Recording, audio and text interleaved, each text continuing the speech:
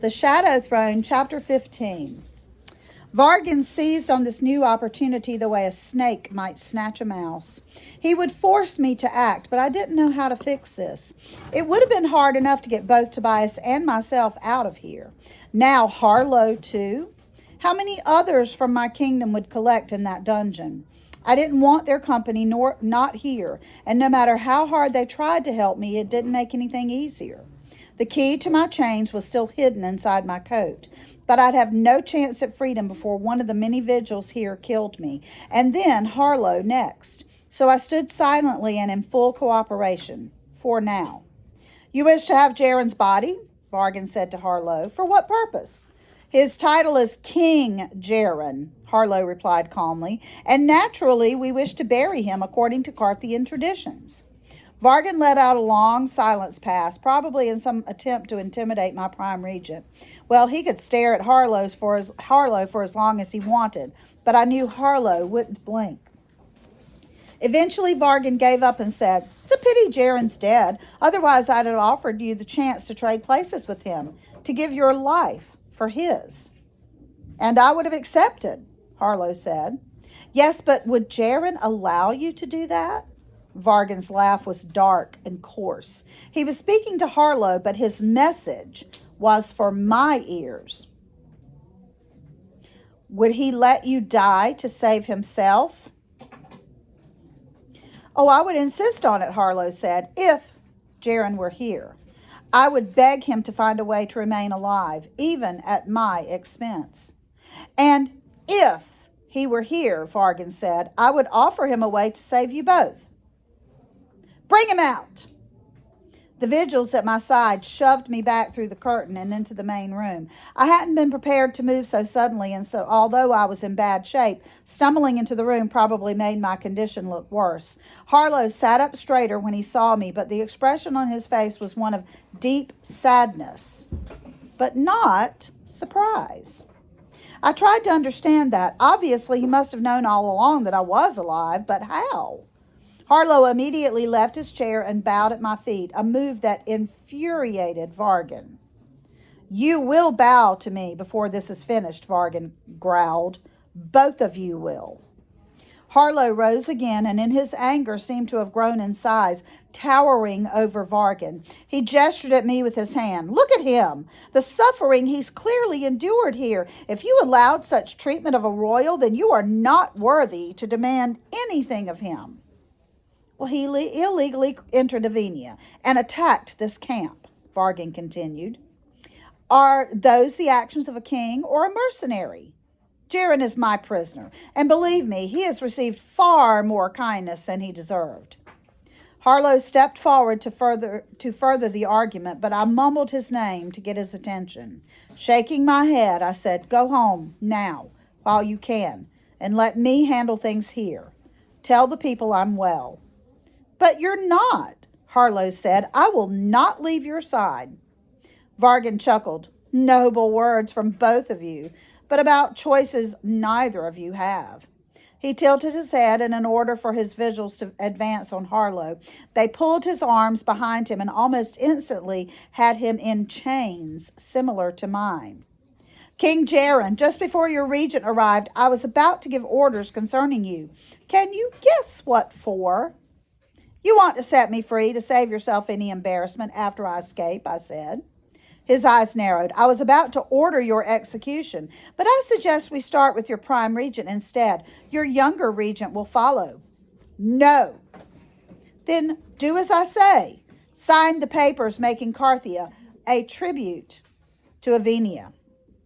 I glanced at Harlow, but read nothing from his expression. He had to know I couldn't sign those papers. At Vargan's gesture, the man holding Harlow withdrew a knife and placed it at his neck. Harlow cocked his head away from the knife, but his eyes were on me. They were calm, or at least more at peace than I felt. Then Vargan said, You will watch him die, Jaren, here and now, and you will know that all of this could have been prevented if you would only bow to me. Still, I did not respond. Finally, Vargan said, "Kill him." "I need time," I shouted. "King Vargan, you ask everything of me. The least you could do is give me an hour of privacy with my two regents to discuss your proposal. I need their advice." Vargan looked unconvinced, but I added, "I promise to make the best possible use of that time." Vargan waved us away back to the same prison where I'd been held before. Vigils held me away first, with Harlow not far behind. Terrorwick, the man from whom I'd stolen the keys, suddenly began patting around for them. "I've lost my keys," he said to the other vigil with me. "Again? The king's going to have your head if he finds out." "My vigils never lose their keys," I muttered. "In Carthia, we're not that stupid." He dug his fingers deeper into my arm and picked up his pace. I nearly lost my footing with the increased speed, but managed to keep up. I didn't want to stumble again and worry Harlow. He already seemed concerned enough. There had been only 2 sets of chains attached to the wall. Tobias was still bound to one, and when I walked in with Harlow, he sat up in surprise but said nothing. They returned me to the other chains. With no other alternative, Harlow was taken into a corner and ordered to sit and not move. Quite pleased with themselves for having taken an additional member of my court, the vigils folded their arms and stood back against the wall. "We won't speak a word until you're gone," I said. "Your king promised us an hour of privacy to discuss his proposal. Do you want to explain the delay, or shall I?" The vigils looked at each other and then exited. When I was sure they had gone, I immediately asked Harlow, "How'd you know I was alive?" "Mott," he said. "He had stayed hidden close to the camp all this time, but he couldn't get anywhere near you. We didn't know about Tobias, but I'm glad he's here to help you." "I'd have done more for him if I could have," Tobias said. Harlow smiled at him and said, and for that, you have an entire kingdom's gratitude." Then he turned back to me. "We couldn't rescue you, so we decided to force you to rescue yourself." "Well, if I could have escaped, I would have done it already. You've sacrificed yourself for nothing." "I've made no sacrifice, Your Majesty. We will all escape here safely. I know you well enough to see when your mind is working on a plan. Now, tell me what it is." My last plan had ended with Imogen's death. I didn't trust that I could do any better for Harlow and Tobias this time. However, doing nothing had a very definite outcome for us all. So something had to happen. Although it required a bit of maneuvering, I was able to withdraw the key from my coat and free myself. Then I freed Tobias, who crept over to Harlow and set to work on his chains. "Can either of you fight?" I asked. "I'm afraid I won't be much help to you here." "You know how I am at fighting," Tobias said, "but I'll do what I can." "Then I'll be strong enough for all of us," Harlow said. When the guards returned an hour later, we were back in our places, chained to the wall. Or rather, the chains were around our wrists, but they were not locked. As soon as they entered, I asked Terrorwick, "Did you find your keys?" He scrunched up on the side of his face and moved farther into the cell. "Why?" "Because if a prisoner found them, you'd be in a lot of trouble." Then he understood. He lunged for me, but I rolled away and he hit the wall. From where he had been hiding behind the door, Tobias leapt forward and swung the chains that he had worn at the vigil's head. With a large cracking sound, Terrorwick tumbled to the ground, unconscious. "Did you see that?" Tobias asked. "I did that." Harlow quickly helped Tobias remove the man's livery, and Tobias slipped it on over his clothes. We started for the door, but footsteps pounded down towards us from the other vigils who had heard the commotion. We were now trapped. Chapter 16. Vigils began filling my dungeon room. I started into the center of them, but Harlow pressed me back. From up higher in the stairs, we heard bodies thumping to the ground. Caught by surprise, the men who had entered the cell were easy prey for Harlow, holding Terrorwick's sword. Moments later, Mott darted through the door. with a base lard in one hand and a long sword in the other.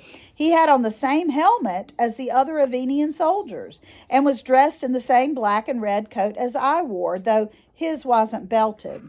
He saw Tobias first and raised his brows in surprise, but then he saw me and he frowned. "What have they done to you?" Before I could answer, he remembered his business and said, "We don't have long. Let's go." Tobias and I leaned down and grabbed the helmets and daggers from two men who had fallen. We had no time to disguise Harlow, but I hoped with our uniforms and weapons it would appear that we were vigils escorting him as a prisoner. Once outside the dungeon, Mott helped me onto a horse that he had tethered nearby, then climbed up in front of me and told me to keep my head down. He had a second horse for Harlow, who leapt into the saddle with more agility than I'd ever guessed he was capable of. Tobias rode behind him and even put his dagger out to make it appear as if Harlow was his captive. Amazingly, almost without the notice of other soldiers in the area, we just rode away.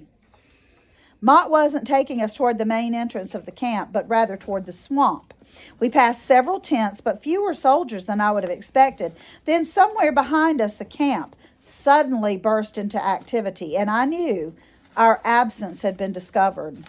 Mott only rode faster, trying to stay ahead of the alarm to search for me without drawing any attention our way. We stopped in a quiet area near the swamp where the ground was already mucky and where cattails and duckweed grew thick and dense. Mott jumped off the horse, then pulled me into his arms. I insisted I could walk, but he continued, carrying me deeper into the water and dropped me into a small boat hidden there. Harlow and Tobias climbed in behind us, and the coxswain immediately ordered the two rowers into action. I noticed one of them used his oar to bat something at something as we moved. If we were lucky, it was only a snake. They folded a thick blanket over my shoulders, and Harlow directed me to a seat at the center of the boat while we silently backed away from the shore. Kneeling before me in the boat, he slid wool socks and leather boots onto my feet and asked if I had any injuries requiring immediate attention. When I shook my head, Harlow handed me a flask and told me to drink slowly. The hot tea was like a balm to the little energy still flowing within me. The liquid took on the bitter smell of the sulfur rising in vapors from the swamp, but I didn't care. I drank it gratefully while Harlow sat quietly beside me.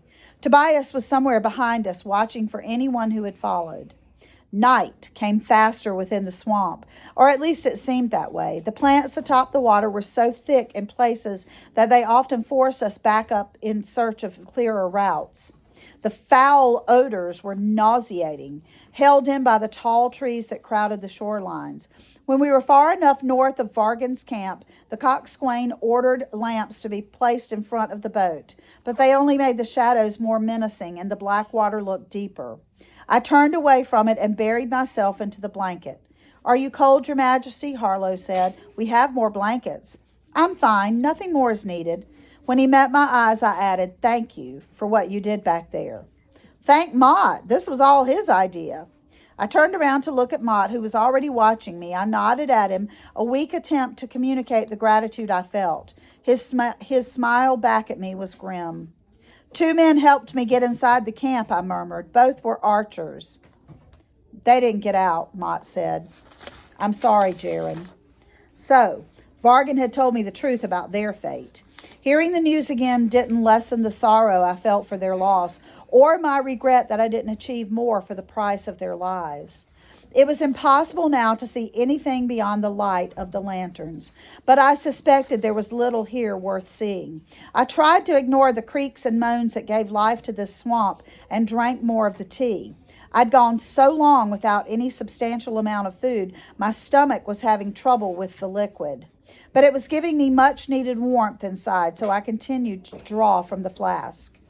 "I wish you could see this place in the sunlight," Harlow said. "Perhaps you'd tell me whether it's as ugly as I've always thought it is." A corner of my mouth turned up. I hadn't seen much of the swamp, but I'd smelled more of it than I cared to. I could already give him my opinion. "My family has always lived here," Harlow continued, "but as soon as I was grown, I wanted to leave, to make my home as far away from this ugly place as possible. I did leave for a while, and years ago on my travels, I met a lovely girl named Havanila. She felt that Libeth needed us and insisted there was beauty in the swamp. That's the way she was, someone who only saw the beauty around her. Havanila? I've heard that name before, I said. It's where my granddaughter's name comes from, Harlow returned to his thoughts again, and then said, I lost my dear Havanila a year ago. Far too soon. I took another sip of tea. It was clear from the tone of his voice how much he had loved her, how much he still loved her. I wondered which was worse, to love someone who passes away too early, or to have never loved at all. How did she die? Beyond my curiosity, the question was meant to distract my own thoughts.